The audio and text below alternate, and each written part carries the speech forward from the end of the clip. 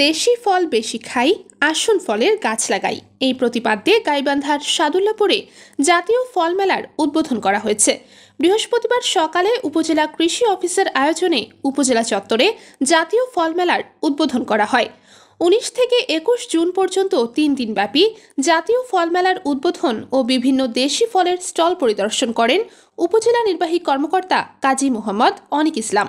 এ সময় মেলার উদ্বোধন ও পরিদর্শনকালে উপস্থিত ছিলেন উপজেলা কৃষি কর্মকর্তা মতিউল আলম। মেলার স্টলে আম, কাঁঠাল, লিচু, পেয়ারা, জাম, তেঁতুল, বেল, ডালিম, তাল, লটকন সহ নানা প্রজাতির দেশীয় ফল প্রদর্শন করা হয়।